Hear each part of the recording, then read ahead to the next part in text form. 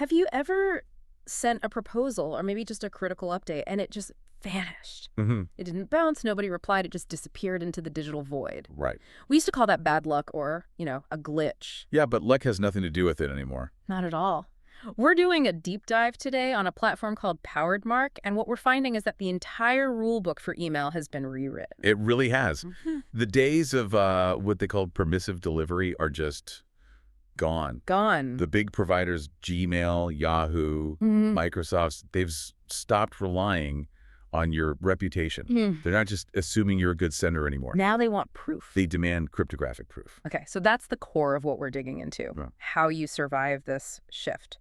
But before we get to the tool itself, PowerDMARC, let's talk about the cause, this authentication trinity. Right. SPF, DKIM, and DMRC. Exactly. So SPF, we know that's basically the guest list, right? It's checking the server's IP address. That is. It asks, is this server authorized to send email for this domain? Simple enough. But there's a huge catch that people overlook. Forwarding. Forwarding. If I forward your email to someone else, the IP address changes. And suddenly your legitimate email isn't on the guest list anymore. So SPF fails. It fails, Yeah. which is why you absolutely need that second layer, DKIM. The digital wax seal, making sure the message hasn't been tampered with in transit. Precisely. It adds a cryptographic signature.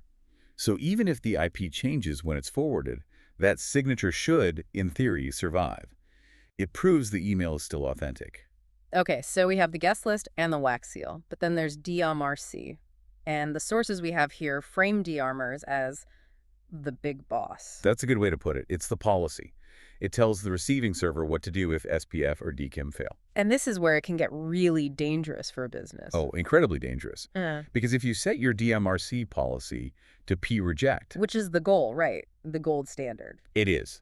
Yeah. But if you do that, unauthenticated emails don't just go to spam. They're blocked. Blocked at the SMTP layer.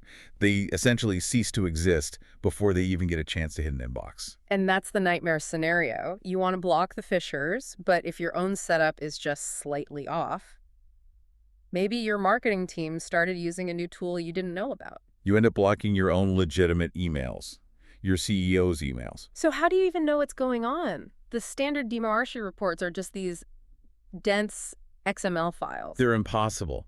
You can't possibly decipher them manually to figure out if you're blocking valid traffic or not. You're just guessing. Which brings us to PowerDMARC.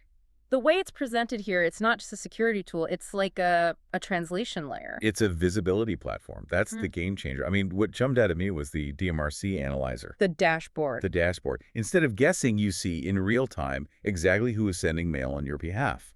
It shows you the threats, sure, but it also reveals what we call shadow AT.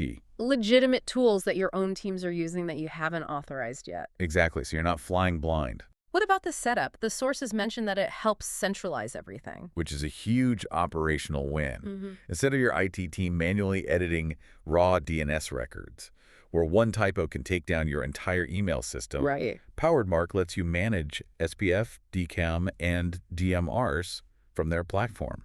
It creates a controlled, safe environment. And for anyone listening who is understandably terrified of just flipping that reject switch, And silencing their own company. Yeah. there's a feature for that, right? Yeah. Safe enforcement. Yes, and this is critical. You don't just jump straight to blocking everything. The platform lets you ramp up. Incrementally. You start in monitoring mode, just watch. Then maybe you move to quarantine, sending suspicious stuff to spam, and only when that dashboard shows you that all your legitimate sources are aligned, Yeah. your marketing, your HR tools, everything, only then do you move to full rejection. It basically removes the risk of self-sabotage. It does, and honestly, this isn't optional anymore. This kind of tool is shifting from a nice-to-have to just critical infrastructure. So the big takeaway here is that we're in a zero-trust world for email now. Rejection is the new default for unauthenticated mail.